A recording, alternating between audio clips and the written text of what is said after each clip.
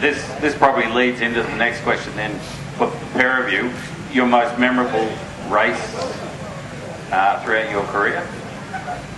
I think that my best race in Namur in 1977 when I winning in a world champion, and that race and 2 more races in the possibly, but I have fortunate enough to have world champion in 1977 in Namur, and that time is and also special because it's Yamaha bike.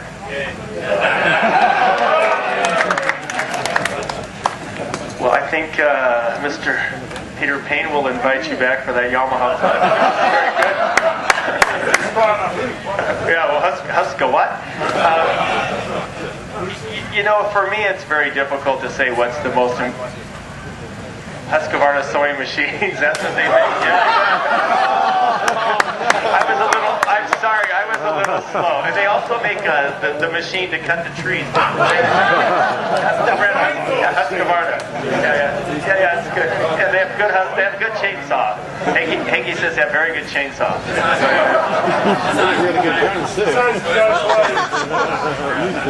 Yes. Which was your last world championship?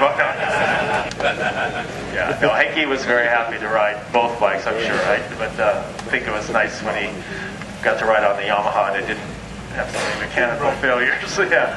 So for me, it's hard to say exactly what was my most memorable race. I mean, I had lots of great ones. I mean, to me, racing for my country was always important. When I raced motocross or Trophy to Nations, that to me was always fun. You know, you weren't racing for prize money, you weren't racing for an individual thing, but we all, as a team, I had fantastic teams. You know, I had kind of the best of the American David Bailey and Jeff Ward and Mark Barnett one year when we were at one race. I remember we were running first, second, third, fourth. I mean, it's like, you know, I got the whole shot. I'm looking back, and I look back and I see Barnett and I see Jeff Ward and David Bailey. I'm thinking, oh, this is nice, you know. And those kind of things are right. I mean, it's sure I'm an Olympic athlete, feels the same way, you know, and he's racing for his country. But, you know, individually, you had. To me, my most memorable championship is one that most people don't really talk about. And I had one person mention it today, but the Trans USA title at the end of the year, for me, it was when Hannah and Howerton had that big rivalry, and I had a big rivalry too in the 500cc class, and Jeff Ward and Mark Barnett and Johnny O'Meara were really having big rivalry in the 125, and we all came together at the end of the year and raced the Trans USA title. And it was a 5-race series, outdoors. Everybody was on 250 class. And it was kind of like, you know, for me it was, I won 4 of the 5 races, easily won the championship. And kind of to me, when I walked away from that weekend, it was like, I don't know what else I have to say. You know, it was kind of domination, and I felt pretty good about it after winning the 500 championship and winning that series. And so that probably was my most memorable championship, and it isn't even considered an AMA national championship, but it was still a company night. So that's my answer, I guess. Speaking of memorable moments, I'd just like to cast your memory back to, I think it was 1979 in Atlanta, and it was a round of the AMA motocross. Now, they apparently they'd advertised the event as an international event because there was an international riders riding. And there's an Australian rider sitting in this room right now. And they asked him to ride, and they said, no, we can't do it because he didn't have the license, and blah, blah, blah, blah, blah, blah. And apparently, I'm not sure which rider it was Malherbe or someone couldn't ride. He got injured, couldn't ride. So they said, well, you've advertised the event as a national event. So let's get this Aussie guy in here. Okay? So this guy, who will remain nameless so far, won't mention any names. Anyway, he got a bike and didn't have any practice whatsoever. Took off from the main straight, and apparently the main straight goes up a hill, and there's a big jump to the top. Is that right? No? Okay. Anyway, you take it off the start line. This Aussie guy has landed on your back mudguard, taking you out on the first corner. Okay? Didn't realise. Oh, you're giving it away, Jeff.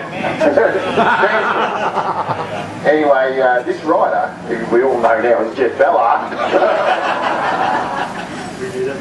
took you out on the first lap. 79. I wasn't any good then. No, I wasn't near the front, or you go in the back. You're a better rider than that. 79. Oh, you know, I must have been riding the support class, 79. No? Because the Trans AMA class, I think in 80, I was, are you sure it wasn't 1980? Because 1980, I was leading all the way up to the last, there was 2 races to go. And in 1980, myself and Bob Hanna were first and second in the championship. And third place was Ken Howerton on a Suzuki. And there's 2 races, Road Atlanta, and then the Sears Point Raceway was the last one, where they used to have a lot of international Trans-AMA races and things. And we go to the last race, and during the riders' meeting, they said, oh, by the way, this is the last race of the series. And we're like, what? No, yeah, the next weekend's race is canceled. This is it.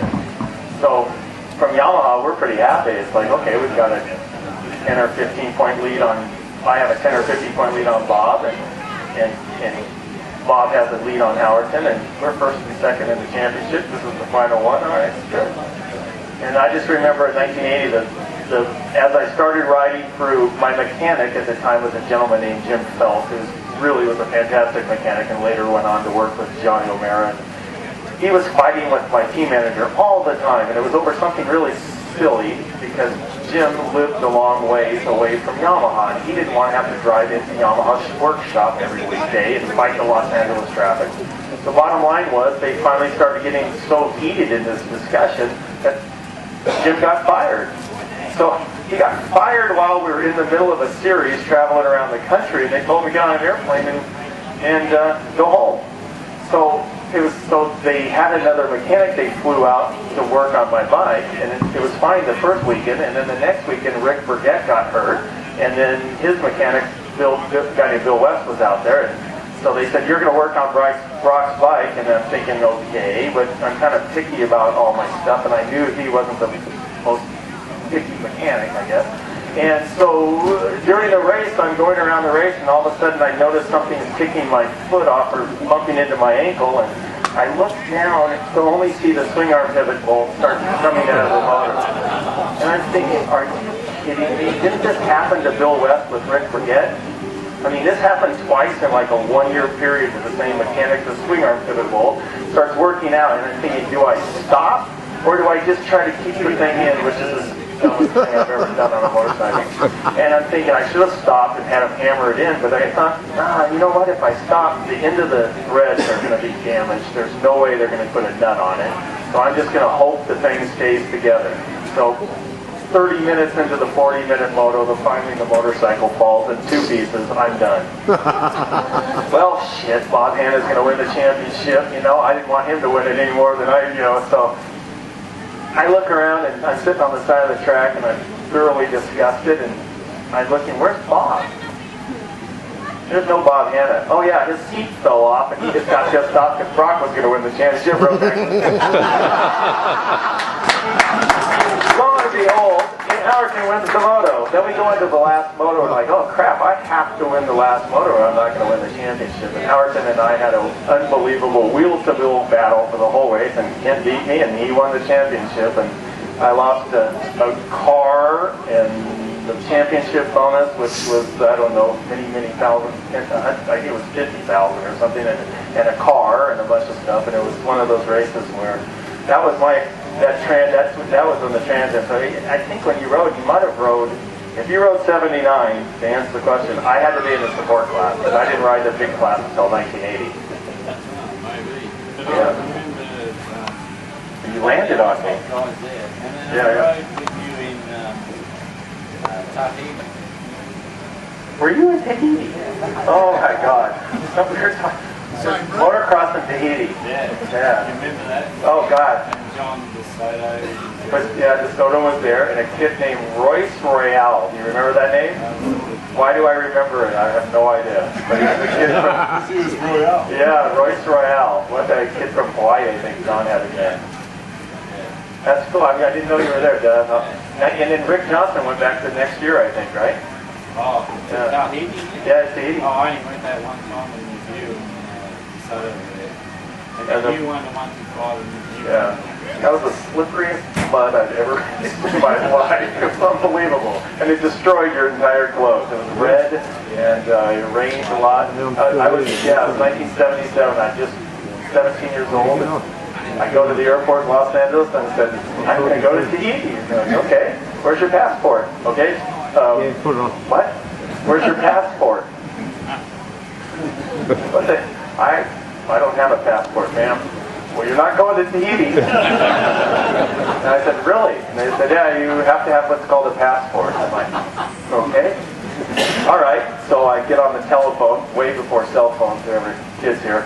And I called Yamaha and I said, I'm at Los Angeles Airport here, and they told me I need a passport. And believe it or not, I got in a taxi, went down to Yamaha, and I had the guy from Yamaha, president of Yamaha, secretary, write a letter that it was really important that I had to get this passport done in one day. And I believe it or not, I got a passport issued in less than 24 hours in Los Angeles, and was on the next flight, the next same flight. There you are. No, that's been that crash that when he's just been bugging him for years, and he apologises.